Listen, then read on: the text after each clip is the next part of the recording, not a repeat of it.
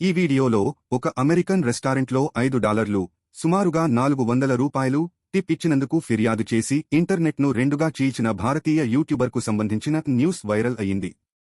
ఈ న్యూస్లో కొన్ని ముఖ్యమైనని వాడారండి. అని మనం ఈ వీడియోలో నేర్చుకుంటాం. The Indian YouTuber who divided the internet by complaining about a $5, roughly 400 rupees, tip in a US restaurant once bragged about earning 35 lakh rupees a month. Ishan Sharma started a massive row by refusing to tip his server at a New York eatery, prompting her to keep his balance amount of $5 as tip for herself. వాక్యాన్ని తెలుగులో అర్థం చేసుకుందాం.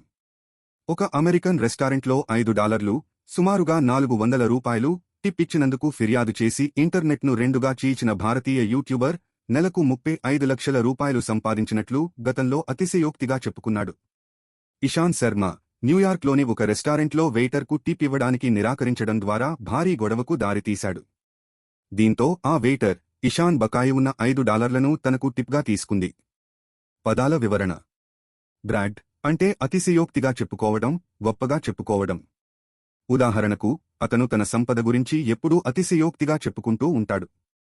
రో అంటే గొడవ, తగాదా, వివాదం. ఉదాహరణకు, వారిద్దరి మధ్య చిన్న విషయం కారణంగా పెద్ద గొడవ జరిగింది. ప్రాంప్టింగ్ అంటే ప్రేరేపించడం, తోయడం. ఉదాహరణకు, అతని ప్రశ్న నన్ను ఆలోచించేలా చేసింది. సందర్భ వివరణ. ఈ వాక్యం ఒక భారతీయ యూట్యూబర్ గురించి చెబుతుంది. అతను అమెరికాలోని ఒక రెస్టారెంట్లో $5 టిప్ ఇచ్చినందుకు ఫిర్యాదు చేసి ఇంటర్నెట్లో చర్చకు దారితీశాడు. అంతేకాకుండా అతను తన ఆదాయం గురించి అతిశయోక్తిగా చెప్పుకున్నాడు. తర్వాత అతను రెస్టారెంట్లో వెయిటర్కు టిప్ ఇవ్వడానికి నిరాకరించడం వల్ల పెద్ద గొడవ జరిగింది. ఈ సంఘటనలు అతనిని సామాజిక మాధ్యమాల్లో విమర్శలకు గురిచేశాయి. He complained about the incident in a deeply divisive post on the social media platform X. While some voiced their support for the Indian YouTuber in refusing to tip his server, others accused him of ignoring the social norms of a different country. వాక్యాన్ని తెలుగులో అర్థం చేసుకుందాం. ఆయన ఆ సంఘటన గురించి X అనే social media ప్లాట్ఫామ్లో చాలా విభజన సృష్టించేలా ఒక పోస్ట్ చేశారు. కొంతమంది భారతీయ యూట్యూబర్ వెయిటర్కు టిప్ ఇవ్వడానికి నిరాకరించినందుకు ఆయన్ని సమర్థించగా, మరికొందరు ఆయన వేరే దేశంలోని సామాజిక వాతావరణాన్ని పట్టించుకోలేదని విమర్శించారు. పదాల వివరణ.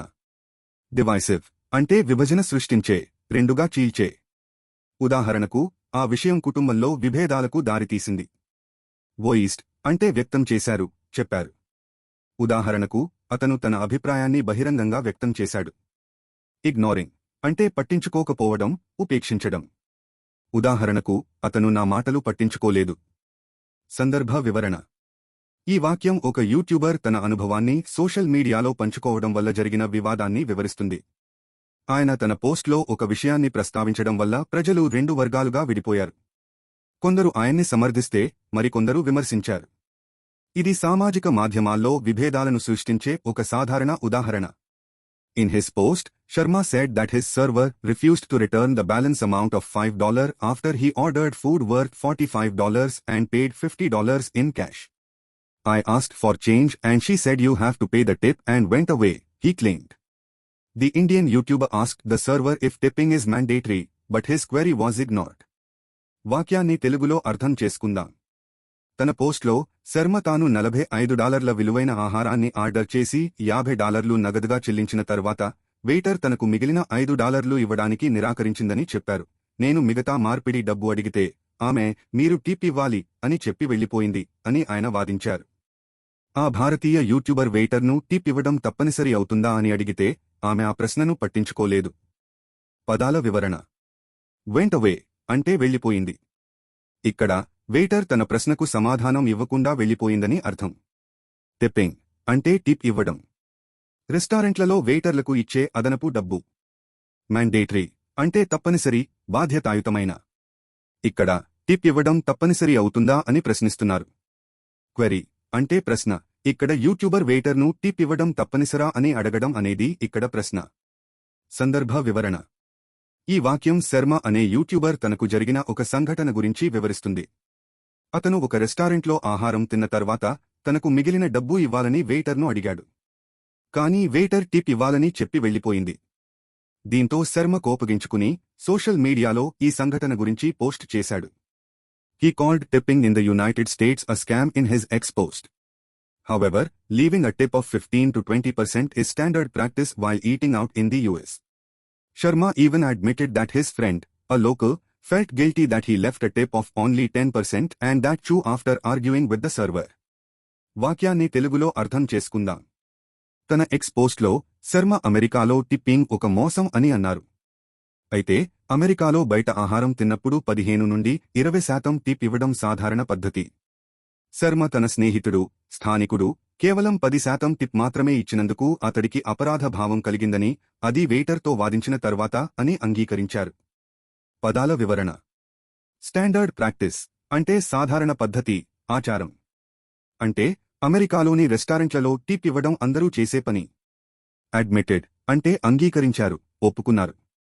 శర్మ తన స్నేహితుడికి అపరాధ భావం కలిగిందని చెప్పిన విషయాన్ని ఒప్పుకున్నాడు. గిల్టీ అంటే అపరాధ భావం ఉన్న, తప్పు చేసినట్లు భావించే. శర్మ స్నేహితుడు తక్కువ టిప్ ఇచ్చినందుకు తనను తాను తప్పుగా భావించాడు. సందర్భ వివరణ. ఈ వాక్యం శర్మ అనే యూట్యూబర్ తన అభిప్రాయాన్ని మరియు తన స్నేహితుని అనుభవాన్ని వివరిస్తుంది. అమెరికాలో టిప్పింగ్ సాధారణ పద్ధతి అయినప్పటికీ శర్మ దాన్ని ఒక మోసం అని అన్నాడు. కాని అతని స్నేహితుడు కూడా తక్కువ టిప్ ఇచ్చినందుకు అపరాధ భావం కలిగి ఉన్నాడు. ఈ విషయం చూస్తే అమెరికాలో టిప్పింగ్ ఎంత ప్రాచుర్యంలో ఉందో తెలుస్తుంది. Plenty of ex-users, both Indians and Americans, criticized the content creator for his act. The issue became murkier after some social media users dug up an old video where Ishan Sharma claimed to have earned 35 lakh rupees in a month. In the old clip, Sharma said that he earned 35 lakh rupees in a month and called it a small amount.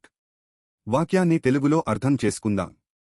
Ishan Sharma చేసిన పనికి చాలామంది X యూజర్లు, భారతీయులు మరియు అమెరికన్లు కలిసి విమర్శలు గుప్పించారు.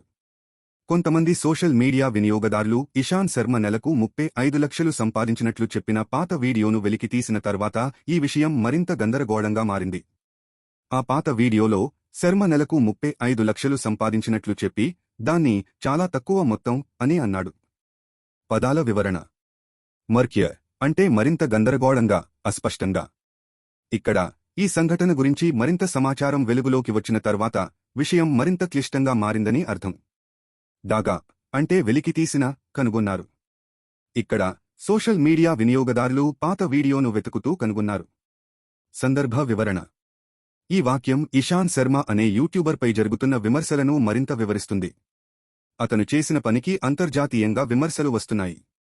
అంతేకాకుండా అతను గతంలో అధికంగా సంపాదించినట్లు చెప్పిన వీడియో కూడా వెలుగులోకి వచ్చింది. దీంతో ఈ విషయం మరింత గందరగోళంగా మారింది. Ex-users were enriched by the throwback video and criticized the YouTuber for creating an issue out of 400 rupee while earning so much. They accused him of being rude and stingy. వాక్యాన్ని తెలుగులో అర్థం చేసుకుందాం. ఆ పాత వీడియో చూసి X యూజర్లు ఎంతగానో కోపగించారు. అంత ఎక్కువ సంపాదిస్తూ 400 రూపాయల కోసం ఇంతలా గొడవ చేస్తున్నాడని యూట్యూబర్ను విమర్శించారు. అతను మురటగా, పిసినారిగా ఉన్నాడని ఆరోపించారు. పదాల వివరణ. ఎన్రేజ్డ్ అంటే కోపగించారు, ఉగ్రించారు. ఇక్కడ యూట్యూబర్ చేసిన పనికి ఎంతగానో కోపగించారని అర్థం. థ్రోబ్యాక్ అంటే పాతది, గతంలో జరిగినది.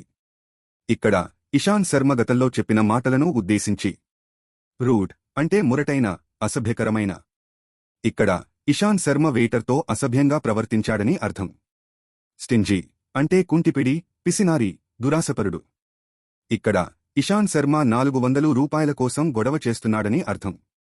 సందర్భ వివరణ. ఈ వాక్యం ఇషాన్ శర్మపై జరుగుతున్న విమర్శలను మరింత వివరిస్తుంది.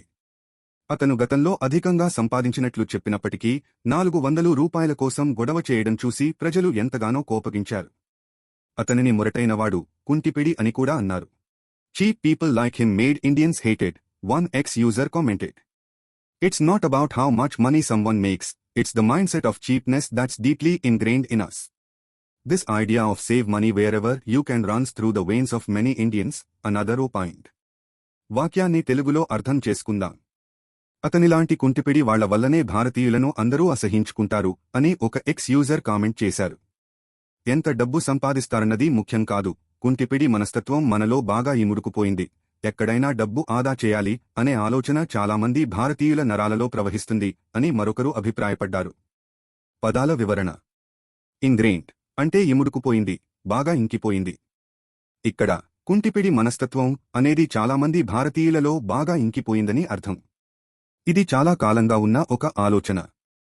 ఓ పాయింట్ అంటే అభిప్రాయపడ్డారు. ఇక్కడ ఒక వ్యక్తి తన అభిప్రాయాన్ని వ్యక్తం చేశాడు. సందర్భ వివరణ. ఈ వాక్యాలు ఇషాంత్ శర్మ గురించి జరుగుతున్న చర్చను మరింత వివరిస్తాయి.